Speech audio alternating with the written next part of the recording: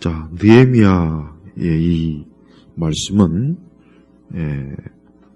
당시에 이스라엘 유다는 이방인에 의해서 특별히 그 예루살렘이 참 그 이방 군대에 의해서 파괴되고, 그래서 상당히 참 그 다윗과 그 솔로몬 때 그 예루살렘의 영광은 이미 오래전에 이제 사라졌습니다. 느헤미야는 이방인 지역의 이방 왕의 그 신하가 되어서 어쩔 수 없이 거기에서 머물고 있지만, 그러나 항상 유다, 예루살렘에 대한, 즉 하나님의 그 거룩한 땅에 대한 그 마음은 늘 가득했습니다. 그런데 소식을 들어보니 예루살렘이 완전히 지금 회파되고 무너지고 꼴이 말이 아닌 거예요. 그러니까 이 느헤미야가 마음이 아프고 괴롭고 그 문제를 가지고 하나님 앞에 참 기도하고, 또 하나님 앞에 참 그 과거에 그 다윗의 영광, 그 이스라엘 솔로몬의 그 성전 등 그 찬란했던 그 때를 생각하며 느헤미야는 자기 조상들 때 그 한때의 영광이 이제 사라지고 이제는 예루살렘이 그냥 폐허가 되다시피 하니까 거기에 대해서 예루살렘의 마음이 이제 고통을 받는 것입니다. 하나님께서는 그러한 그 느헤미야의 마음을 아시고 그가 이방 왕의 은총을 입어서 느헤미야가 그 예루살렘을 다시 재건할 수 있도록 느헤미야가 지도자로 세움을 받고 이제 거기에 파견이 된 거예요. 그런데 문제는 그 예루살렘을 다시 재건하고 중건하는 때에 그 주변의 이방 민족들이 가만 보고 있지 않는 것입니다. 회방을 하는 것입니다.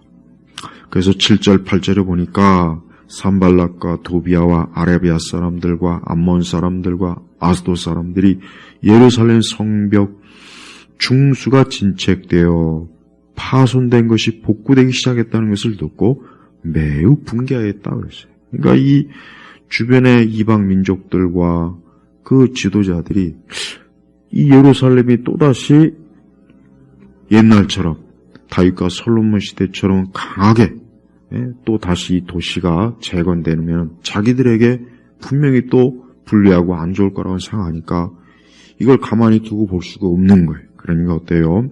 8절에 보니까 그들이 함께 예루살렘을 공격하여 그것에 혼란을 일으키기로 공모하였으므로, 그러니까 이 예루살렘이 다시 재건하고 다시 이 도시가 이전과 같이 세워진다면 분명히 자기들에게 엄청난 해가 될 테니까 우리 모두 함께 모여서 이 예루살렘을 우리가 공격해서 무너뜨리자. 저걸 하지 못하게 하자. 느헤미야와 그 유다 사람들, 그 이스라엘 사람들이 그 예루살렘을 다시 중건하지 못하게 하자 하고 저들이 공모한 거예요. 이러한 소식을 듣고 느헤미야는 어땠습니까? 9절에 보니까 우리가 우리 하나님께 기도하고 그들 때문에 밤낮으로 보초를 세워서 경계하였다 그랬습니다. 느헤미야는 아주 지혜롭게 이 문제를 대처합니다.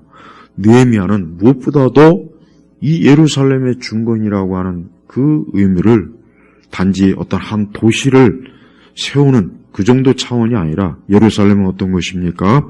그것은 하나님의 성전이 있는 것이고 그것은 하나님의 백성들이 한때 모여서 하나님을 경외하고 하나님을 사랑하고 하나님의 말씀을 듣고 배우던 거룩한 하나님의 땅이에요.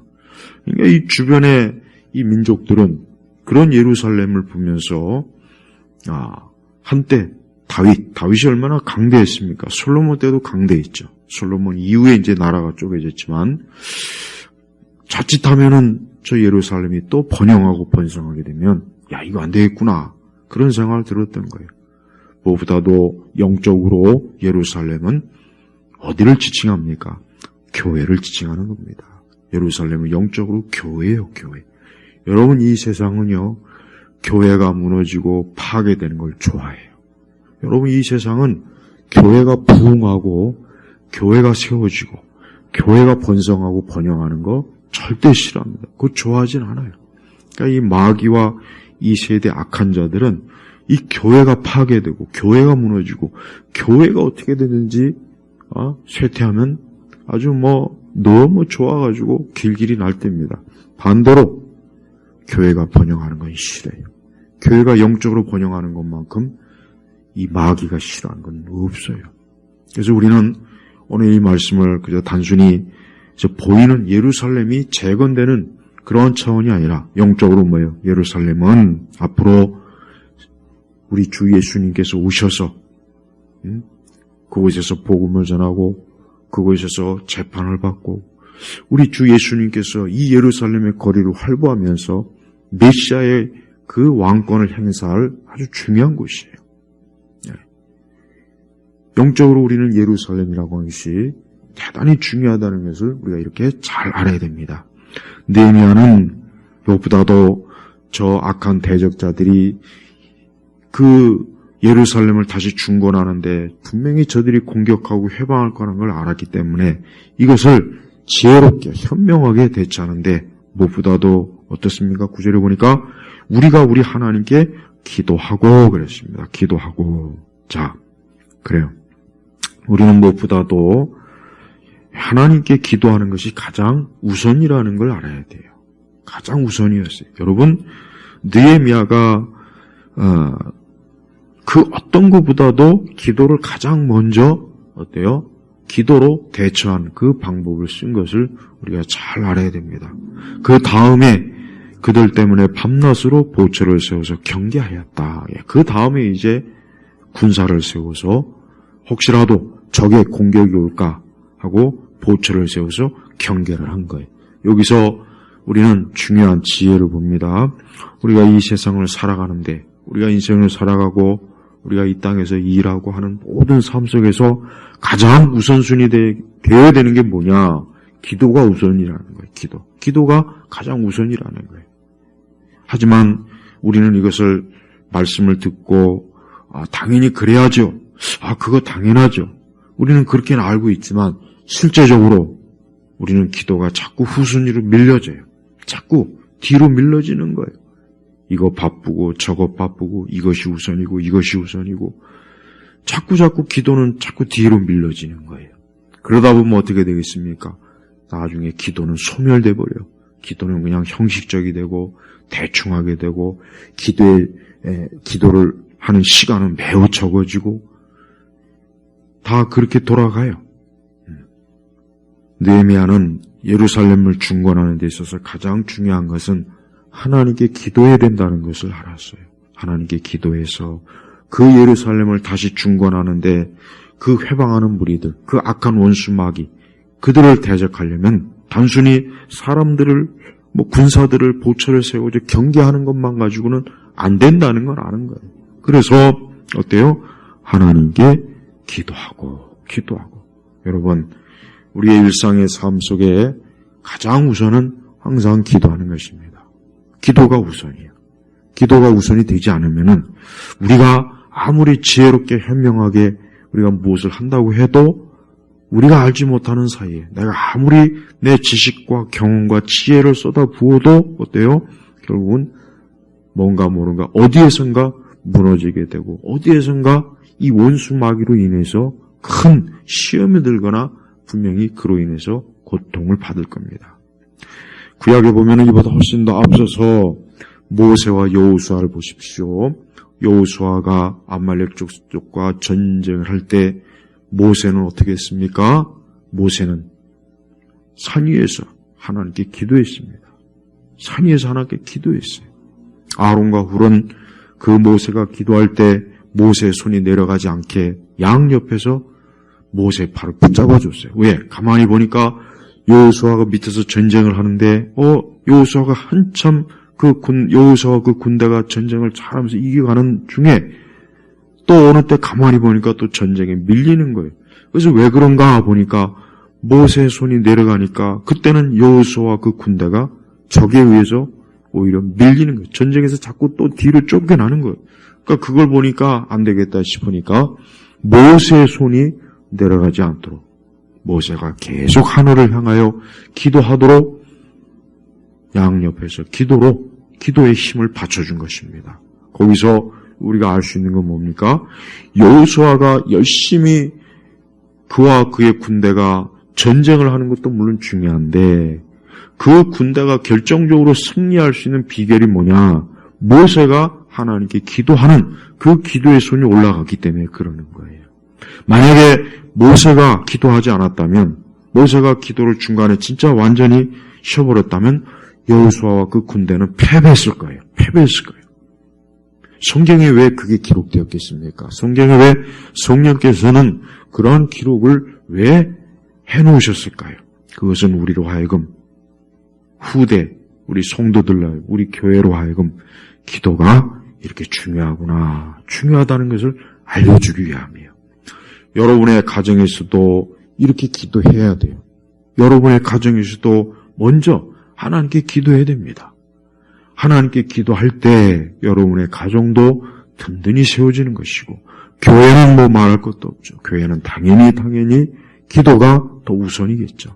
그런데 지금의 이 시대의 교회는, 또 이 시대 우리 신자들은 기도를 자꾸 후순위로 미뤄요. 자꾸 기도를 뒤로 미루고, 자꾸 뒤로 미루고, 다른 거는, 다른 프로그램과 다른 시간은 굉장히 사람들이 막 번성하고 모이고 준비도 많이 하고 거기에 사람과 재정을 많이 투입하는데 기도하는 시간만큼은 초라해요. 그렇게 열심히 없는 거예요. 그렇게 막 사람들이 막 이게 가장 중요하다고 해서 막 모이고 힘을 보태질 않아요. 그러니까 결국은 어떻습니까? 아무리 모든 준비를 다 해도 뭔가 모르게 세상에 자꾸 밀리고 치는 거예요. 뭔가 모르게 자꾸 이 세상의 물결에, 이 세속의 물결, 또 반기독교적인 물결, 이 마귀와 사단의 세력이, 이방 종교와 이단 세력에 의해서 자꾸 교회가 이게 뒤로 밀리지 않습니까? 왜 그렇습니까? 기도 때문에 그런 겁니다. 기도가 부족한 거예요. 기도가 확실히 부족하니까 해야 될 만큼 하지 않으니까 자꾸 싸움에서 밀리는 거예요. 우리는 이러한 사실을 영적으로 빨리 깨우쳐야 돼요. 우리는 어떤 순간, 어느 상황, 어떠한 현실 속에서도 우리가 하나님께 기도하는 것이 최우선이라는 것을 우리가 알아야 됩니다. 그래서 우리가 하루를 시작할 때나 하루를 마친 뒤, 또 우리는 하루에 어느 때든지 그래요. 우리는 무엇이든지 간에 기도로 하나님 앞에 아뢰고, 기도로 의논하고, 기도로 내 염려와 근심을 맡기고, 기도로 모든 것들을 주님 앞에 가지고 나올 때 분명히 하나님께서는 도움의 손길을 분명히 주시고 함께 하시고 우리를 이끌어 주시고 인도하실 것이 분명한 것입니다. 느헤미야의 이런 지혜로운 이러한 이 방법이 결국은 예루살렘을 다시 중건하게 만들었어요. 그 여러 대적들이 그 느헤미야가 하는 일을 회방하려고 가진 방법과 온갖 것들을 다 그렇게 했지만, 그러나 하나님께 기도하니까 하나님께서 그 모든 회방과 대적들로부터 느헤미야와 또 그의 같이 일하는 일꾼들을 지켜주고 결국은 예루살렘이 다시 중건될 수 있도록 하나님이 함께 하신 것입니다. 여기서 우리가 알 수 있는 건 뭡니까? 하나님께 기도하는 것은 가장 중요한 것이고 첫 번째요, 절대적이라는 것을 우리가 알아야 돼요. 아직도 우리가 살아가면서 기도가 최우선이고 기도가 가장 먼저고 기도가 가장 중대하다는 것을 뼈저리게 우리가 그것을 알지 못하면 분명히 기도는 계속 후순위로 밀려갈 거란 말이에요. 기도는 계속 뒤로 자꾸 밀려요. 마음으로는 물론 마음으로는 기도해야지. 그러니까 마음으로는 그러는데 실제로는 기도가 자꾸 뒤로 밀리는 현상들이 얼마나 많이 있어요. 여러분, 그럴 때는 아주 단호하게 뒷일은 하나님께 맡기고 그냥 기도하자. 나머지 일은 하나님께 맡기고 먼저 기도하자. 기도부터 하고 나서 그 뒤에 뭐 사고가 터지든 뭐가 터지든 그냥 하나님께 맡기자 하는 이 믿음이 필요합니다. 이게 사실 담대한 믿음이에요. 근데 우리는 그러한 믿음보다는 너무 많이 걱정하고 염려해서 기도보다는 먼저 내 손으로 내 방식으로 뭔가 자꾸 해결하다가 결국 기도 못하고 시험에 들고 어려움에 더 많이 빠지게 그렇습니다. 그래요. 어려워도 기도는 해야 되는 거예요. 어려워도 기도는 해야 되고, 실패해도 기도는 해야 되고, 넘어져도 기도는 해야 돼요. 성공해도 기도해야 되고, 잘 돼도 기도해야 되는 거예요. 그러니까 기도는 모든 상황에서 최우선이에요. 그러니까 기도는 모든 상황에서 최우선이에요. 여러분이 병이 들었어도 기도해야 돼요. 여러분이 가정에 어려움이 있으면 기도해야 돼요. 교회가 어려움이 있으면 뭐 해야 됩니까? 싸우고 다툴 것이 아니라 기도해야 되는 것입니다. 내 개인적으로 어떠한 일이 있으면 역시 어쨌든 하나님 앞에 기도하는 것이에요. 그래요. 그러니까 기도는 그냥 이것저것 묻지 말고, 그러니까 왜 기도를 해야 되느냐 그런 생각을 하지 말고, 기도는 무조건 하는 것이다. 기도는 일단 기도는 먼저 해보는 것이다. 이런 마음을 가지고 우리가 살아야 됩니다. 성경은 이와 같은 교훈이 많이 있어요. 많이 있어요. 곳곳에 정말 많이 있습니다. 오히려 기도하지 않고 기도하지 않아서 큰 어려움에 더 빠지고 그렇지 않습니까? 우리 예수님이야말로 기도의 본을 보여준 가장 좋은 본을 보여줬어요. 언제입니까? 겟세마네 기도예요. 내일이면 곧 있으면 예수님을 잡으러 오는 그 포악한 무리들, 그 배신자, 이제 곧 있으면 예수님을 잡으러 올 거예요. 곧 있으면 이제 예수님의 십자가에서 말로 표현할 수 없는 큰 고통을 곧 당할 거예요. 십자가에서 이루 말로 다 할 수 없는 잔인한 형벌을 받을 거예요. 우리 예수님은 아셨어요. 그런데도 어때요? 그런데도 기도했어요. 그런데도 기도했단 말이에요. 얼마나 참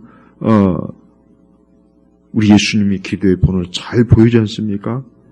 여러분, 저도 경험으로 보니까 기도라고 하는 것도 그래요. 확실히 편안할 때는 기도가 확실히 덜합니다.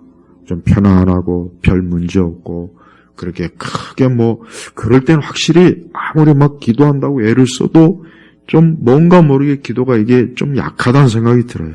그러나 극심한 어려움, 극심하게 어려울 때 환난, 고통, 괴로움, 정말 어떻게 할 수 없는 이 상황 속에서는 기도가 진짜 돼요. 기도를 안 할 수가 없어요, 사실은. 왜? 기도 외에는 붙잡을 게 사실 없어요. 누가 도와주는 것도 아니고 함께하는 것도 아니고 모든 사람이 내게 등을 돌리고 나 홀로 고독하게 있을 때 우리가 그때 어떻게 해야 됩니까? 그때 하나님 앞에 기도하는 거 외에 다른 방법이 없어요. 여러분, 사람이 어려움을 겪으면은 혼자 겪을 수밖에 없어요. 혼자. 몸이 아파도 혼자 아픈 거예요. 고통을 받아도 혼자예요. 그러니까 사람이 막다른 골목 벼랑 끝에 같이 못 갑니다. 혼자 가는 거예요, 결국은 혼자. 그럴 때 여러분, 누구를 의지하겠어요? 누구를 붙잡겠습니까? 주님밖에는 없어요. 주님밖에는 없다고요. 여러분, 평상시에 이와 같은 말씀의 교훈을 잘 여러분 귀담아 드시고 앞으로 우리가 살아가면서 또 어떤 어려움이 오거나 극한 상황이 오거나 괴로움이 올 때 하나님 앞에 기도하는 것이 가장 중요하다는 것을 여러분 꼭 아셔야 됩니다. 특별히 지금 같은 시대, 특별히 이렇게 혼란스럽고 어지럽고 악하고 사랑이 식어지고 사람들은 사납고 그 말세에 사람들이 그 나타나는 징조를 보면은 하나도 좋은 게 없어요. 짐승하고 짐승보다 더 못한 흉악하고 악한 마음, 잔인한 마음, 사랑이 없는 마음, 강팍한 마음, 그런 마음들이 모여서 서로 싸우고 죽이고 파괴하고 미워하고, 그래서 마지막 때는 하다 이제 전쟁, 국가 간의 전쟁의 소문도 보세요. 그게 왜 그렇습니까? 그게 다 뭡니까? 이 땅의 현실을 얘기하는 거예요. 세상은 자꾸 세상을 좋게 보여줍니다. 세상은 보면은 세상을 좋게 보여요, 좋게. 세상이 아름답고 먹을 것도 많고 정말 아름다운 것도 많고 이 세상은 세상을 좋게 보여준다니까, 좋게. 그러니까 사람들은 속는 거예요. 야, 세상이 이렇게 아름답구나, 좋구나. 근데 막상 살아보면 그것들은 멀리 있는 거고 당장 내 앞에 있는 거는 고생이요, 고생. 환난입니다. 고통이요, 괴로움이요. 그래서 이 세상이 좋은 걸 이렇게 보여주는데 왜 막상 내 삶은 이렇게 힘들까? 왜 나 삶이 이렇게 고단할까? 원래 그런 거라니까, 원래. 원래 세상은 어디나 좋은 게 없습니다. 야, 이것이 좋겠지. 야, 이것이 괜찮겠지. 천만에 그렇지 않아요. 거기에도 고통이 있고 괴로움이 있는 거예요. 우리가 이 세상을 기도하면서 살고, 기도하면서 일하고, 기도하면서 매일매일 하나님과 함께하는 것, 이게 행복입니다. 그래서 성도는 기도하는 걸 행복으로 진짜 여겨야 돼요. 기도하는 것이 아직도 행복하다 생각하지 못한다면 안타깝지만 아직 기도를 모르는 겁니다. 내가 이렇게 기도할 때, 하나님 앞에 홀로 기도할 때 참 행복하구나, 참 좋다, 정말 좋구나, 기도하는 시간이 이렇게 좋을 줄 몰랐다. 기도하는 게 이렇게 참 내게 있어서 가장 큰 위로의 시간이고 안정의 시간이고 도움의 시간이라는 거, 이걸 진짜 알아야 돼요. 이걸 정말 마음에서 이거를 이렇게 진짜 와 닿아야 돼요. 근데 아직도 기도하는 게 그렇게 그렇게 아직 이렇게 크게 막 기도하는 게 와 닿지 않는다. 그거는 아직도 주님과의 관계가 그건 온전하지 못한 겁니다. 주님을 사랑하는 사람은 기도하게 되어 있고, 또 주님을 사랑하는 사람은 기도로 주님과 교제하게 되어 있고, 또 주님을 사랑하는 사람은 기도하는 것을 기뻐하고 즐거울 수 있어요. 그리고 기도가 가장 평안한 거예요. 가장 평안하고 안심이 되고, 어찌되었든 나는 하나님 앞에 기도하리라. 어찌되었든 기도하리라.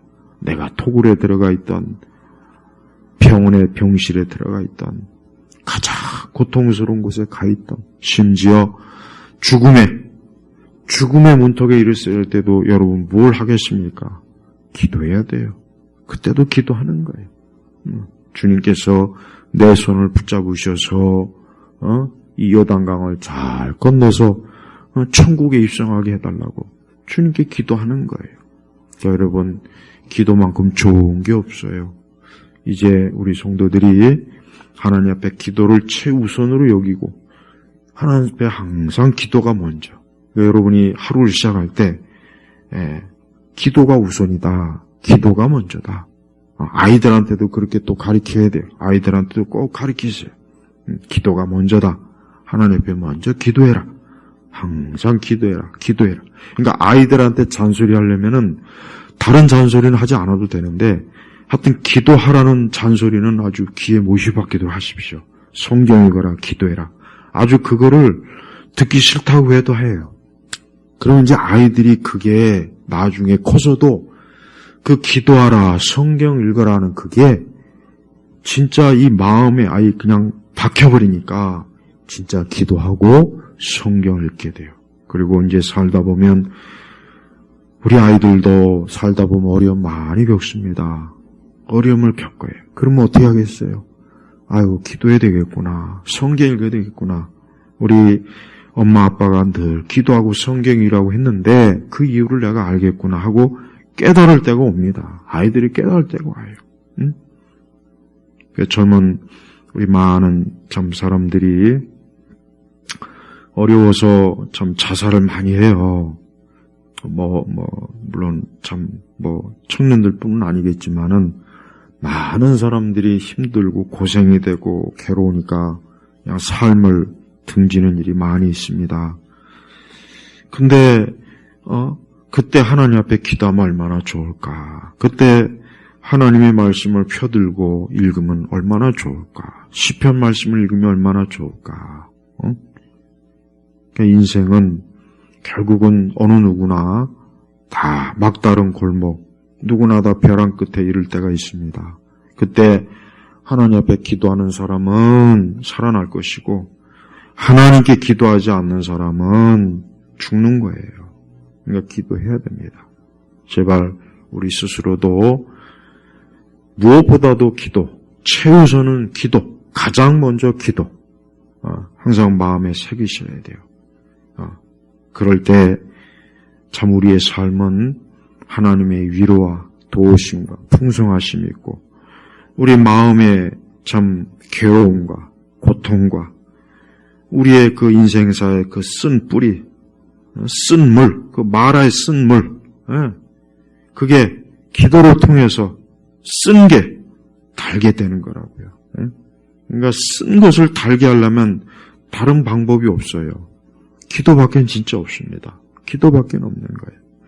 소망이 없는 자도 기도하세요. 억울한 사람도 기도하세요. 고통받는 사람도 기도하세요. 몸이 아픈 분도 기도하세요. 괴로운 분도 기도하세요. 앞이 안 보이는 분도 기도하세요. 캄캄하다, 자기 인생이 캄캄하고 더 이상 아무것도 없다 생각하는 분들 살아계신 하나님께 기도하세요. 기도해야 됩니다. 그래야 삽니다. 우리는 살아야죠. 인생은 살아야 돼요. 죽으면 안 돼요. 멸망으로 오면 안 돼요. 우리 예수님께 기도하면 다 살게 되어 있어요. 이 세상 보십시오. 세상은 지금 그러니까 세상은 주님 오시는 그 때를 기준으로 점점 더 어둠으로 가는 거예요. 점점 더 깊은 패망으로 가는 거예요. 그럼 사람들은 더 고통스러운 겁니다. 그러니까 교회는 기도해야 되는 거예요. 그러니까 하나님은 교회가 그런 어둠에 휩싸이지 않게 하나님께 기도할 수 있는 그 좋은 길을 열어주셨는데 지금은 교회도 기도가 죽었습니다. 기도가 죽었어요. 어제도 얘기했죠? 지금은 교회를 보면은 저 시골이나 서울이나 큰 교회나 작은 교회나 가만히 보면은 신앙이 아니라 그냥 신앙생활이 이벤트. 무슨 쇼 프로그램. 그러니까 노는 거예요, 노는 거. 그러니까 신앙을 놀이의 개념으로 바꿔버렸어요. 진짜 그렇습니다. 이게 교회가 그렇게 되면 안 된단 말이에요.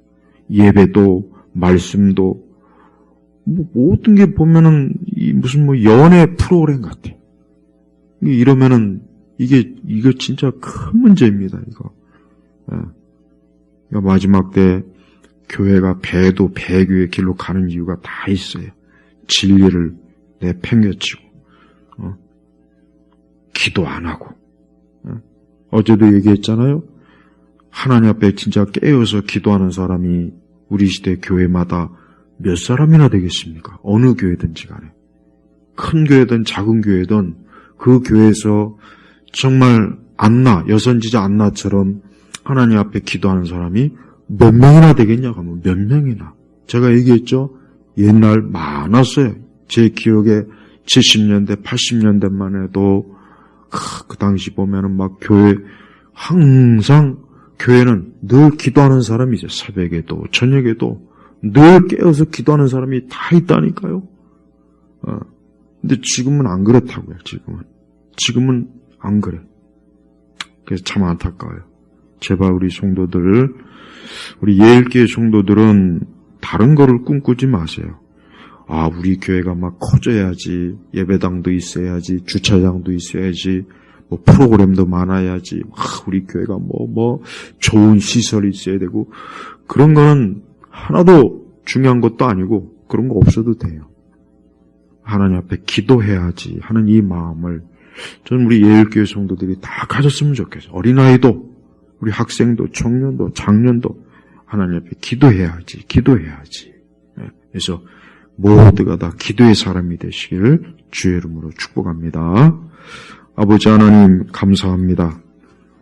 그 어떤 것보다 기도가 우선이고 기도가 먼저라는 것을 우리 성도들이 잘 알아서 우리 교회에서도 또 각 개인도 또 가정에서도 하나님 앞에 먼저 우선 기도하는 우리 예일교회 성도들이 되게 하소서. 그리하여 이 마지막 때 기도의 사람으로서 깨어있는 자가 되어 주님을 기쁨으로 영접하게 하시옵소서. 예수 그리스도의 이름으로 기도 올렸습니다. 아멘.